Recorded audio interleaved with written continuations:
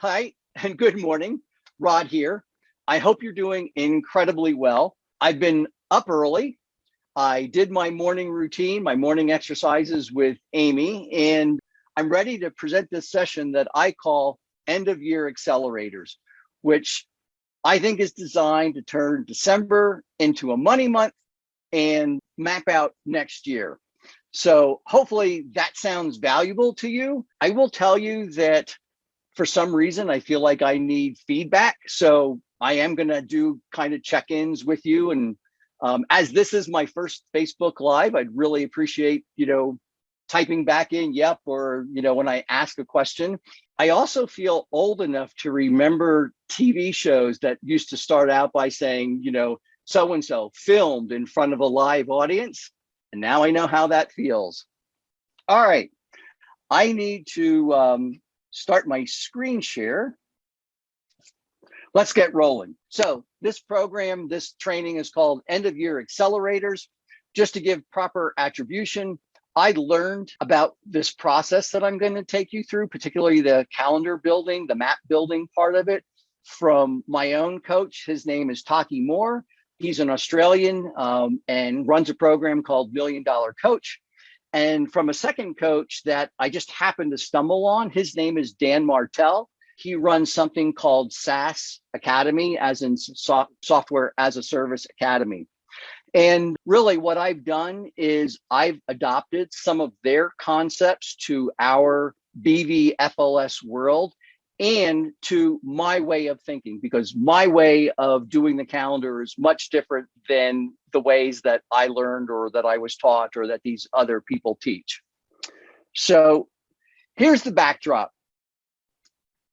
It is December 1st. Danielle and I planned this to come on this Facebook Live to happen on December 1st because we have exactly 1 month left in the new year and in the old year. And we all face a decision at this time of the year because maybe you've been really busy, maybe you haven't been. Either way, there's probably kind of a lag or a hangover, and you're wondering, has 2021 been good enough? Would it be okay if I hit the brake and just coasted into 2022? Or do I still have some goals to meet? Do I still have the number of clients? Am I still looking to hit a revenue or a profit target? Do I need to hit the accelerator in these next 12 months? Now, in this next month. So obviously, if I'm calling this the end of year accelerators, I believe that I think you should hit the accelerator. And maybe you're wondering, well, how do I do that, Rod? Does this sound good? I mean, what are you thinking? Are you thinking, if you could type into the chat or into the comments, should you hit brake or accelerator? What are you thinking, brake or accelerator for your own practice? Got an accelerate? Been accelerating all year. Why stop now? Well, I've got 3 end of year accelerators to talk to you about. And we're going to start off with the very first one. The first accelerator, as you might imagine, accelerate, of course. Thanks, Roxanne.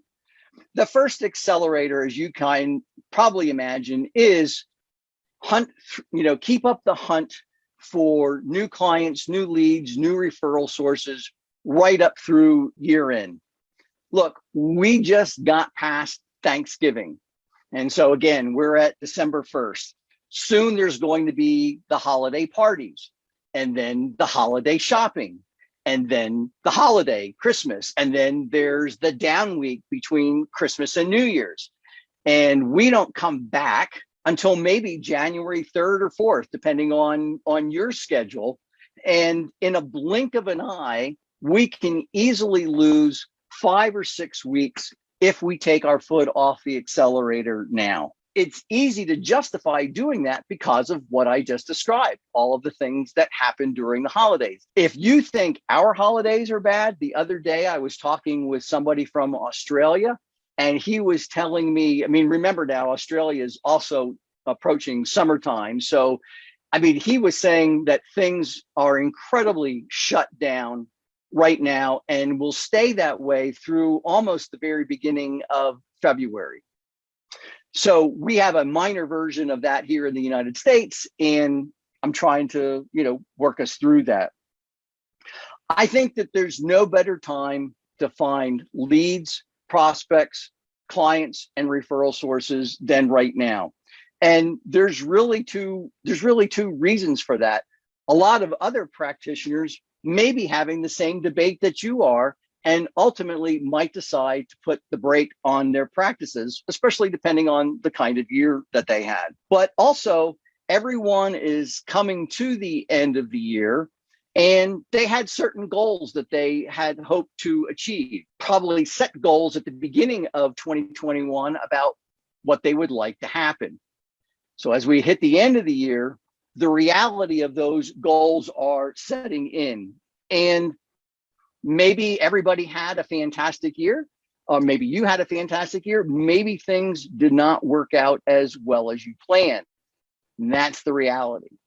And so you're sitting here with this last month, and you're hoping that next year will be even a better year if you had a great year, or you're hoping that next year you'll recover and get back to the year that you thought you were going to have or wanting to have in 2021. But nobody's got a plan. Nobody's got a plan yet for 2022. And so now is the perfect time to be looking for new clients and show them how you can prepare them and yourself for the next year. So first accelerator, hunt through the year end. The second accelerator is provide value through December. So if you were one of the people who typed in a comment that said, yeah, I want to accelerate, but at the same time, in the back of your mind, you might be thinking, but how exactly do I do that? Again, hunt for clients, leads, prospects through the year end, but also provide value to your existing clients and referral sources through year end, through the end of December. Look, depending on the type of clients you serve, people are either crazy busy right now because of the holidays, for example, the hospitality and retail industries, or at the other end of the spectrum, the clients you serve, as well as the leads and prospects that you might want to attract, they're coasting because the end of year is that they may have already made their goals. They might be coasting into the end of the year. Either way, if these clients are crazy busy or just coasting, either way, they're not thinking about you. And are you providing any kind of value to them? During this time, if you're billing them for work in process, they may see money going out of their bank account to you and not feeling like they're receiving a whole lot of value from you in exchange. So what can you do about that? Well, you know the clients that you're serving. So what could you do to let them know that they are at the top of your mind? So one of the things that I've always talked about is, can you do what I do with a Friday check-in call? Doesn't have to be a Friday. You could pick any day of the week to let the clients know, again, especially if you're working on their project, but you're not communicating a whole lot back and they're paying you, let them know one day a week what the status of their project is. I'd like to say, hey, here's what we accomplished this week. Here's what I'm hoping to accomplish next week. And it's a perfect time to talk to the client and mention if there's any outstanding documents or information that you're looking for. That gives you 4 days, 4 touch points in December to talk to a client. The other thing that you can do, and maybe this might even work better with referral sources than more of our one-to-one clients, what could you do to send them or do something, what I say, light over the holiday period?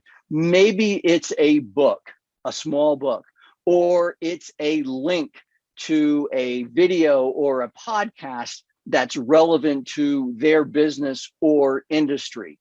Those are things that you can do to, again, stay top of mind during this last month of the year. Just again, to let them know that you're thinking about them. The goal of this accelerator is retaining existing clients and recommitting referral sources to you in the new year. Great story. One of my coaching clients is sending candygrams, candy letters once a month. He is snail mailing a small, individual pack of candy like M&Ms, Skittles, Good and Plenty to his referral sources. And he's asking them a question. And I don't want to I'll give it. He's writing a book and he has some information that he's hoping to get from some of the referral sources. And so one of the things he's doing is sending them a letter, a handwritten note with a box of candy or a package of candy in it. And he's doing it once a month, again, to stay top of mind. That's just an example. It has a specific purpose, but maybe you can think of how you would turn something like that into providing value through December.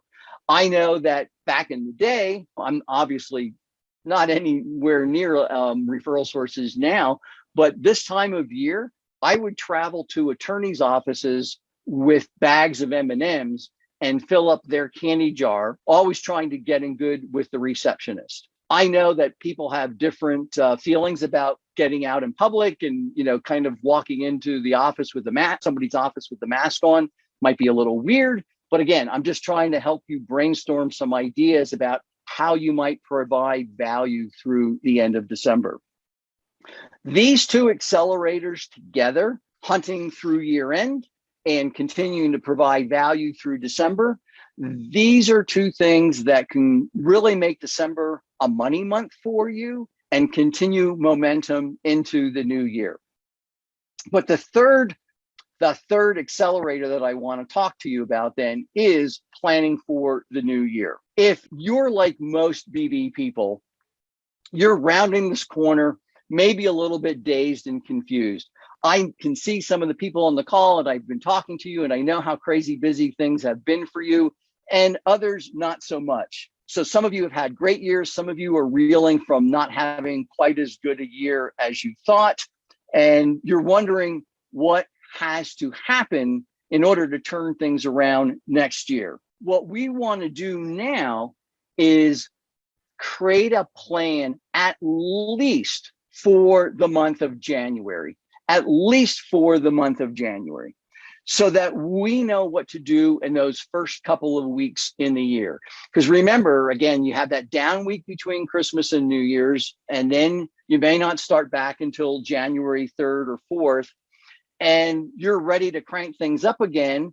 But instead of making any kind of concrete progress on your practice, you're busy planning in January when you could be actually pushing your practice, connecting with leads and prospects and clients and referral sources, and actually making money and smashing it. But instead, if you don't have a plan, and now you realize it in the beginning of January, you've lost even more time. You're losing some time because now you got to figure out, well, what am I going to do instead of doing this plan as part of the third accelerator during the month of December.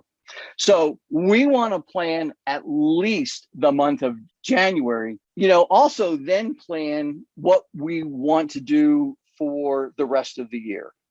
When the year is planned out like that, if you have a great idea, and I will show you a little bit how to do this, but if you've got a plan, come January 3rd or 4th, whenever you get started, you can just press go. Plans in place, you know what to do. You come right out of the gate ready to start 2022, while other practitioners, and you know who they are, I mean, they're all well-intentioned, but they just don't take the time to plan.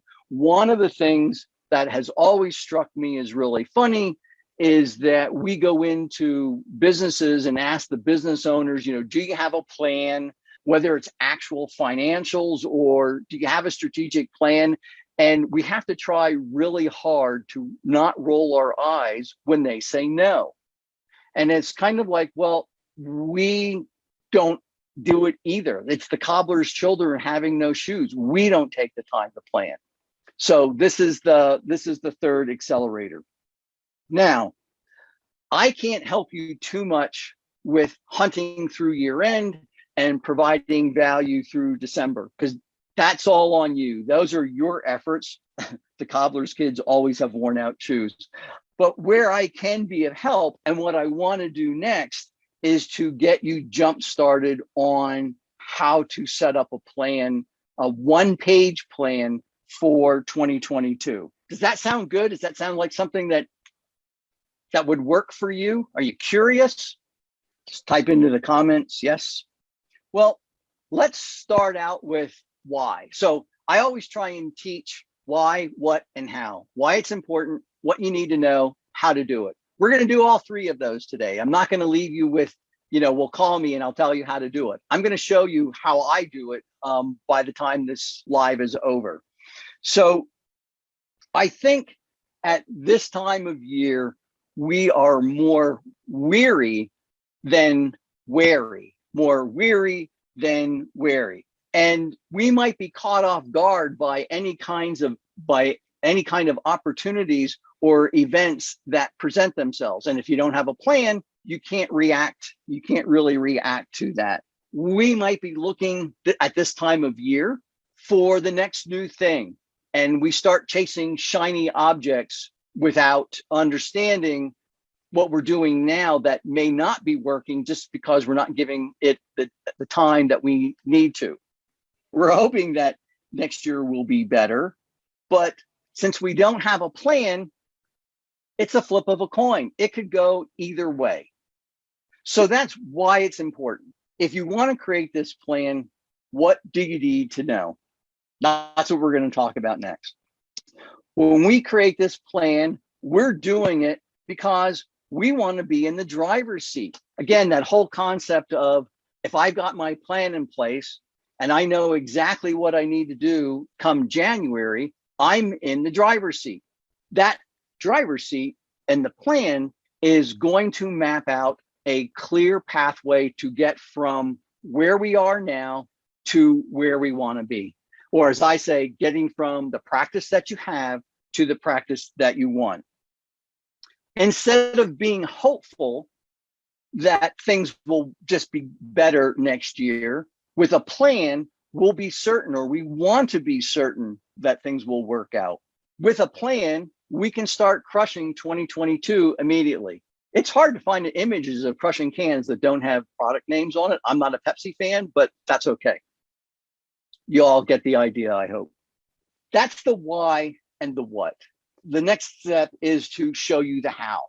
How do you actually do this? That's what I want to talk about. A maxim, a saying, most often attributed to Peter Drucker is the best way to predict the future is to create it. We want to do that by scheduling the rocks and the stones and the pebbles in your calendar. Now, if you've never heard of this analogy, and I'm imagining most of you have, but imagine a large container in front of you. Off to the side, you've got rocks and stones and pebbles. And the goal is to fit as much as you possibly can into that imaginary container. Well, the science has proven that the way to do that is you start with the bigger rocks, then the smaller stones, and then the tiny pebbles. So in theory, that's how you fill your calendar. How does that going to relate to your practice in life? Well, let me show you how I do it. Now, for those of you who requested it, this was the PDF that I sent you about planning your 2022. You may have been relatively unimpressed with the way it looked, and that's only because you haven't seen the finished product. This is the clean calendar. It's what I start with. I've already planned my 2022, and I'm going to show you in the next 2 or 3 slides exactly what it looks like.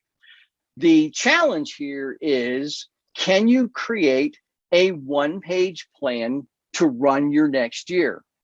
If you can't, then maybe your plan is too complex. The first thing that I want to show you is that you plan your rocks. Now, remember I said in the beginning, there was an attribution to two other people here that helped me figure this out. Their rocks are the money-making activities, the things that put money in our pocket.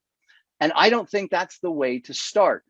So I think the rocks are what I call the non-negotiables. Things like holidays, vacations, anniversaries, birthdays, family events, etc. These are the things that will help you keep your priorities straight and the home fires burning. Plus, as you can see in the slide here, it also includes vacation time because time off is really important. Even rechargeable batteries need recharging. So the very first thing that I do, again, is start off with these large rocks. So my rocks are birthdays and anniversaries, a monthly in red on the 19th of every month. Amy and I do a life dinner. Sometimes it's in the RV, sometimes we eat out, but it's a once a month check-in about how things are going for her business, Go Pet Friendly, and my coaching business. Any sabbaticals and vacations. So when there's a month with 5 weeks in it, there's usually 4 months in the year that have that 5th week in it. That's when I take a vacation or a sabbatical. And my goal here is to plan those things first and plan everything else around them. Now, the next step is the stones.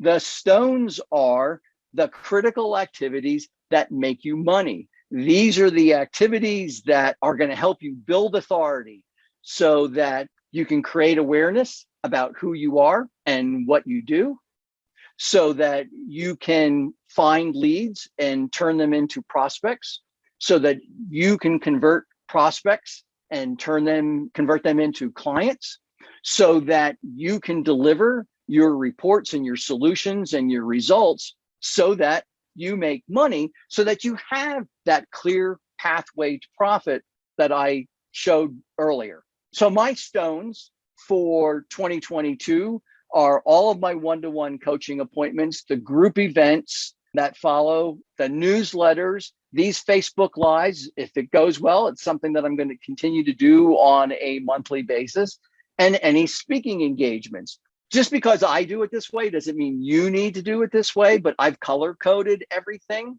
This plan does reside on my laptop so that I can refer to it. It's one desktop window so that I can always see what's going on. And if I get an email or a phone call for a speaking engagement, I can go right to this calendar and know if I've got any open dates. Those are my stones. The last thing is the pebbles. And the pebbles are, to me, personal care and hobbies. And I will tell you that one of the funny results of doing this planning process for myself is I realized I don't have any hobbies.